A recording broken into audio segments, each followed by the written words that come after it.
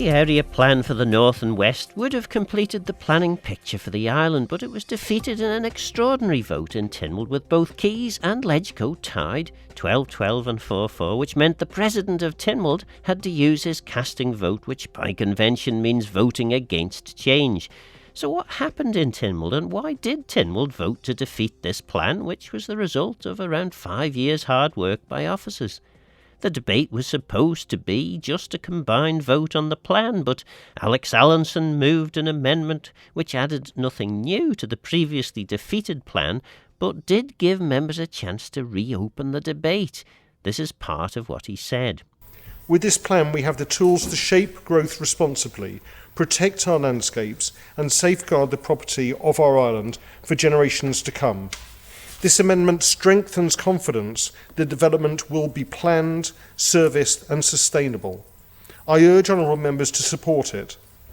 The amendment adds on at the end of the original motion to recognise the importance of General Policy 2 in the strategic plan, which identifies matters that need to be satisfied in order for development to be considered permissible on the land that is zoned for development, including but not limited to the clear provision that such development can be provided with all necessary services, and recognise the importance of the development briefs in the area plan and the requirements for master plans to be prepared for key sites, and in particular recognises the development brief master plans for land on the eastern edge of Peel, which states the master plan must address the need for and potential location of community facilities, which may include education, health and social care facilities, a neighbourhood centre and sports recreation open space.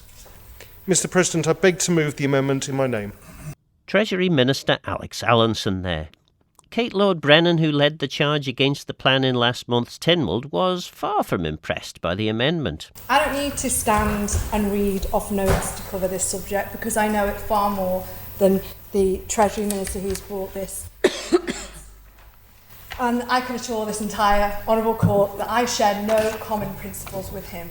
The fact that this amendment has been brought after everything that was said and questions answered by various ministers last month that were weak, they were not strong enough in terms of public infrastructure. Mr. President, it's an insult to this court and to the public that this amendment has even been brought. It provides absolutely no assurance whatsoever. Just off the top of my head, I already told honourable members last month that part of how the written statement had been watered down was to remove a requirement, as he references in Part B, that there had to be, that there must be consideration of impact on education, health and social care facilities. That got watered down. Cabinet Office were warned about that.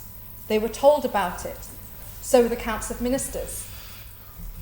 There were questions answered last month that clearly gave a very clear answer that there has been no consideration even on impact of infrastructure. So it's just an absolute nonsense, and it gives absolutely no assurance whatsoever. The numbers are so flawed that it doesn't do things justice just to stand up and say, oh, it's been done in line with a strategic plan. Honourable members have been advised, again, given the answers already provided, that this plan is planning for partly for a population of something like 94 or 96,000 just by next spring. It's just completely laughable that just one part of the island that is already drastically underserved, even in terms of basic infrastructure, is somehow being asked to make up for things that have not happened elsewhere, when the Cabinet Office's own figures, including ones that are published but will not be provided at a parliamentary level, I've written to members again on this, show that there is already enough land for development. You can talk about things being zoned for open space, etc., but what is completely being ignored is the fact that public services are needed, and also they need to be funded. So I don't see the Treasury Minister coming with a commitment to fund what is needed. I certainly didn't hear any answers from honourable ministers on that either. So it's just nothing short of deflection. It adds nothing.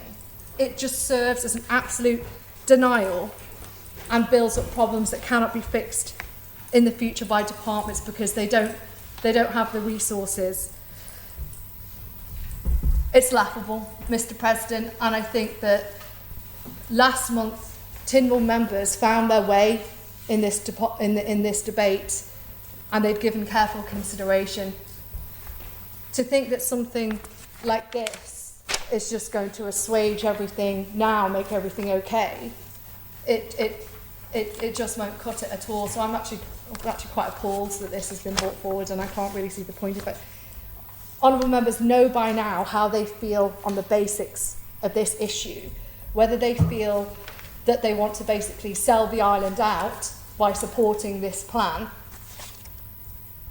or whether they just actually think that on this and many other issues the answer just has to be no.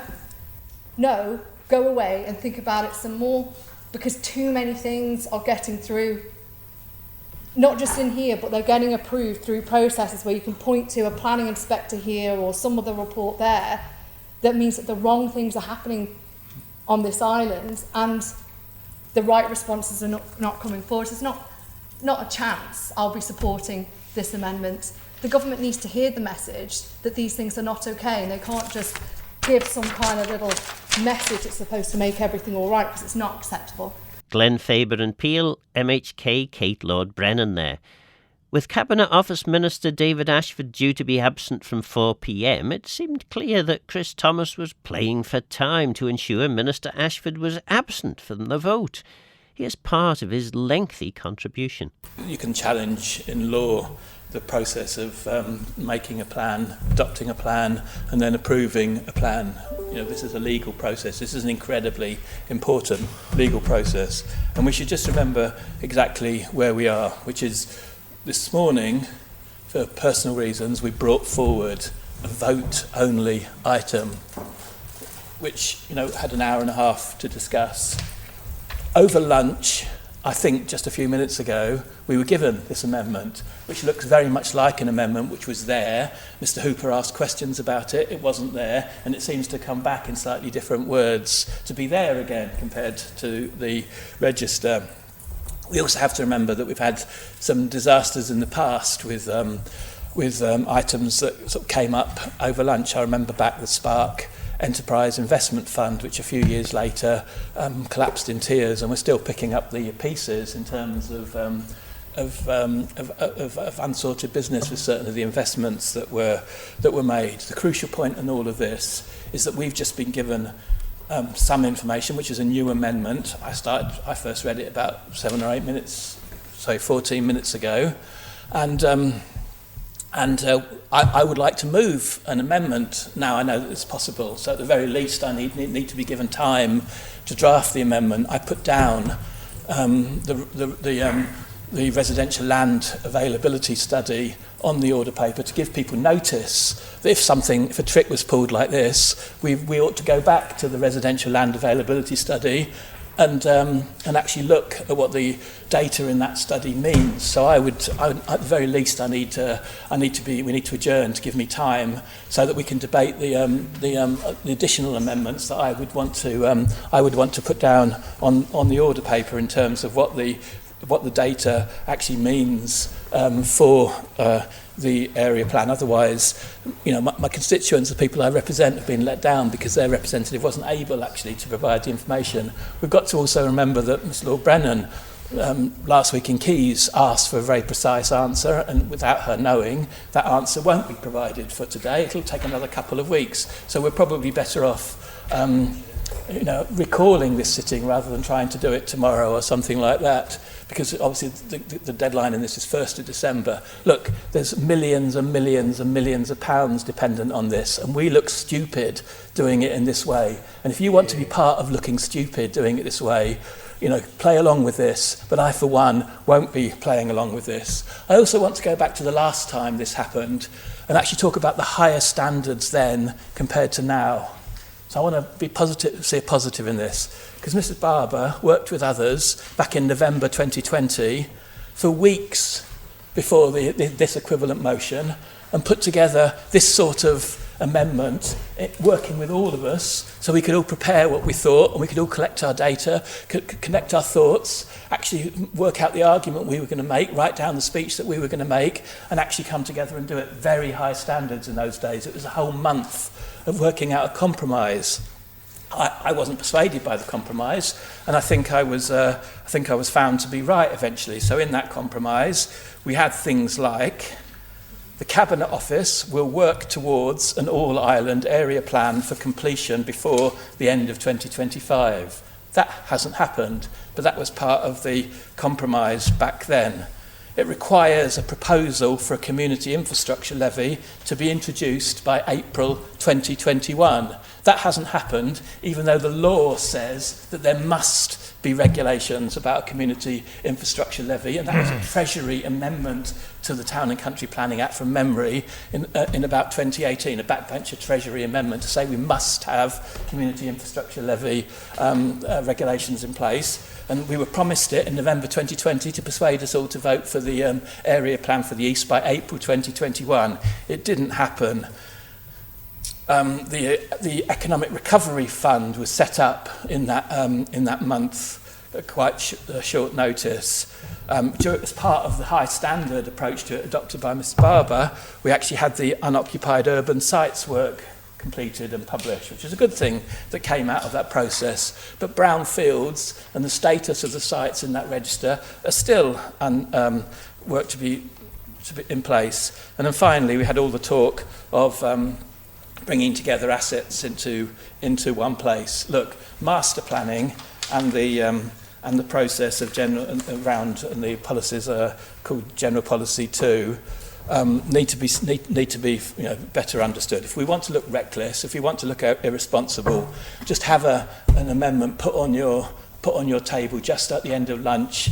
The Treasury Minister to get up, the same Treasury Minister who called a private meeting with just a few select big developers and officers from DFE, but nobody there from Cabinet Office, Housing and Communities Board, from Department of Infrastructure, and all of those people, and completely turn policy. You will look ridiculous if you do that, assure me. I will do everything I possibly can to make everybody who falls for that one look ridiculous. And I'm serious about this. You tried me once, November 2020, I'm not really revelling in it, but the history is on my side about what happened next. You would look ridiculous, and I would do everything I can with a great number of my colleagues to make sure that we all look ridiculous collectively. So I would like time, Mr. President, to actually adjourn. This debate needs to be adjourned because, for one, for procedural fairness, I need the ability to work up an amendment in the light of this amendment if we're going forward on this basis. That's how serious this is.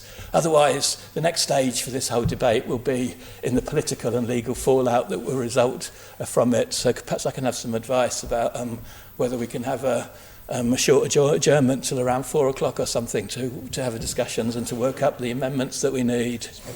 That was Central Douglas MHK Chris Thomas, who eventually moved his amendment after trying and failing to get the vote adjourned. Despite him being due to leave at 4, David Ashwood was still there at 10 past 4, and he gave a stirring speech to wind up the debate. If I may, because there's also obviously been an awful lot said, Mr Thomas was quite right. When you move an amendment, it reopens the debate effectively, and I think that's what we've had, a second debate. Can I start with Mr Thomas's amendment, please, Mr President, in the fact actually I'm fully supportive of it. It's effectively item 15, if I remember rightly, on the order paper. I'll give the court a bit of a spoiler alert. There was going to be a potential amendment, which I've discussed with Mr Thomas to this, to actually say we could do it actually earlier than the April he was wanting, but he's put the April in there, so be it. I've got no issue with his amendment if he wants to add that on the end. Turning now to Dr Allinson's amendment, no one's going to be shocked and fall over in surprise that I'm supportive of it. I don't think that's going to be the biggest shock of the day.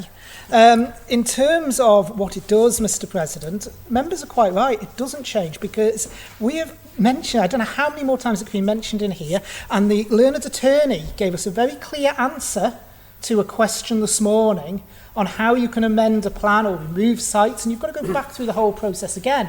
At this stage, once a plan is adopted, and it is one of those strange things that comes before Tynwald, it is very rare something is binary. It's a yes or no. And an area plan it is a yes or no. You cannot physically amend the plan.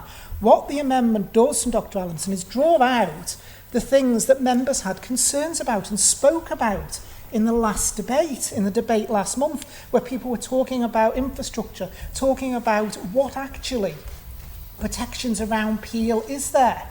How does master planning work? How do the development briefs work? That is there in the plan, and that is what this is drawing out. The Honourable Member for Onchan, Ms Edge, mentioned there about the strategic reserve sites. Well, when I stood up in this Honourable Court last month, Mr President, and I mentioned about the fact that if you don't get this plan, then the housing numbers won't be met, and I said that you would end up with developers sniffing around various different sites, taking a look at it. I was accused of scaremongering, Mr President. Well, it's not taken many weeks for that to fall apart, has it? So, you know, it's already, I'm not giving way to anyone, Mr President. I'm carrying on and I'm going through.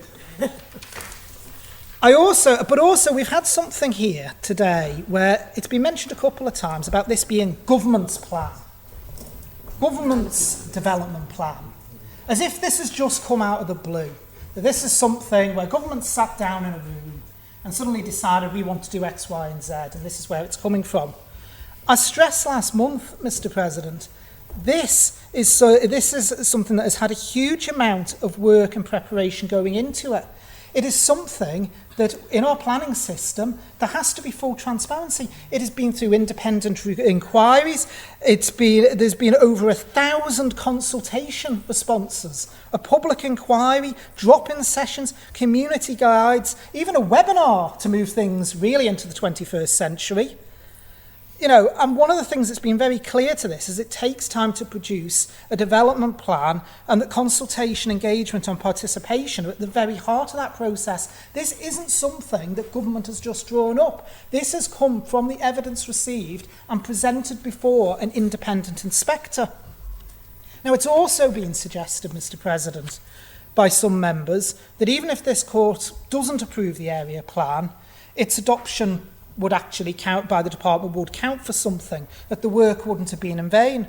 Well, I've got to say, Mr President, honourable members, the Town and Country Planning Act is clear. If the plan's not approved today, the planning weight it would carry is very simple to calculate, because it's none. Further to this, well, Mr Thomas shouts from a secondary position about material consideration. If someone tried to get a site under 10.4 of the Town and Country Planning Act, yes, the inspector's report would class as potentially, I would say, a material consideration, because it shows why there needs to be development site by site by site. I can't do any better than my predecessor, actually, Minister Harmer, in 2020, when he was talking about the Eastern Area Plan, and he said it is the plan that is the statutory document, not the planning that went into it. Let's not lose sight of that. So I want to actually repeat my words from the last sitting of this court, Mr President. If this plan is not approved, the North and West will be left without an up-to-date planning framework. Not because the work hasn't been done, but because we've chosen not to support it. Instead, development in the North and West would continue under the 1982 Development Plan. 1982 Development Plan, Mr President. I'm pretty certain there's people in this honourable court now who weren't even born in 1982, and I would also point. There's always those that boast, and I would also point out that in fact, actually, the only reason it's called the 1982 Development Plan is because that's when Tynwald approved it. It was actually being used as guidance back in the 1970s. The Peel Local Plan, 1989. The Kirkmichael Local Plan, 1994, the Ramsey Local Plan, 1998, and Sulby, St John's and Foxdale Local Plans, which all date back to 1999. So when we talk about being forward-looking, one of the themes that has come through time after time is people keep saying we need up-to-date planning frameworks and all the rest. That's not an up-to-date planning framework. That's not going to deliver anything modern. What we are actually saying is, fine, we'll just carry on as was. And the simple fact is that is not actually going to deliver what we actually need. It's not going to change things. This has boiled down to an argument over specific sites in Peel at the end of the day, Mr. President. Let's cut through it all. That's what this has boiled down to. Not the national picture of what is needed for the overall island and the overall planning strategy of this island. So I've spoken previously about the importance of an area plan in actually achieving our ultimate aim. One cohesive development plan for the island, an all-island area plan.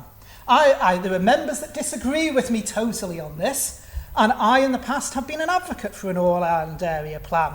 Although members are doing the best to talk me out of it, because if it's so hard to get one area plan through, you do wonder how we're going to do it when everyone's got a full interest in. There's also been talk about the strategic plan, and I do thank Mr. Crane for commenting, because Mr. Crane, I know, takes a great interest in population. So he will also know, of course, that the type of household is changing. We are seeing more and more single-person households, and so that is driving housing demand as well, because it's the type of households that also drive housing demand, not just an increase in population. If you're getting a lower percentage of people in houses, that in itself actually drives housing demand. And in terms of the services, the to and forth between him and Mr. Hooper, I think, proved the point. It really can be chicken and egg, because you really do get into a debate around what comes first, the infrastructure or the zoning for development. And what the area plans do across the entire island is it gives an indication of where that development's going to be.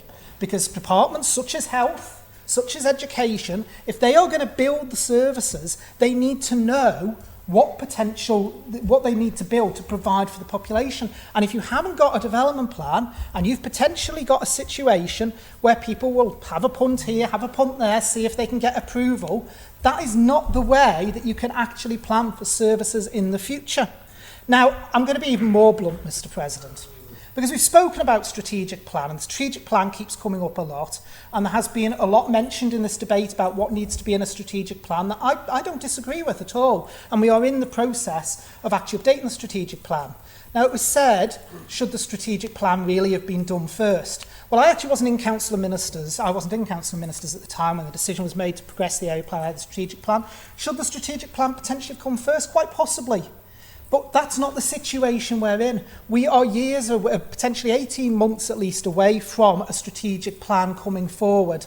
And I say at least. In the meantime, what we're saying is we'll have some pieces of the jigsaw, like in the south and in the east, but we're not going to have the protections for the north and west. We're just going to let things take their natural course. Now, a lot of what I said at the last sitting and a lot of what I've said at this sitting has all been prefaced by May, particularly when talking about unzoned land. And there's also, of course, been the contention around General Policy 3. As in questions I have answered, both in this Honourable Court and another place, General Policy 3 does indeed provide some protections. But it, as I pointed out in a question recently, it also does not, though, override automatically Section 10.4 of the Town and Country Planning Act, where other things can be taken into consideration.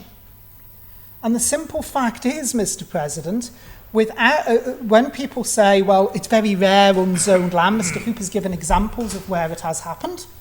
But the fact is, we've never had a development plan fail before in this honourable place. So there has been zone land in the east, there's been zone land in the south, so when people try to go forward with unzoned land, you can say, well, there's plenty of zoned land there that's actually been agreed to meet the housing targets. You're not getting your unzoned piece. What we're saying is, if this goes down, we haven't got that. We're not meeting our housing targets. We're giving an inspector's report to people which lays out site by site why each site should be developed without the master planning that's built in there, and we really are leaving it, in my personal view. And again, I don't care if I'm called a scaremonger. I really believe firmly that we are actually leaving it at the behest of the developers. I really, really do.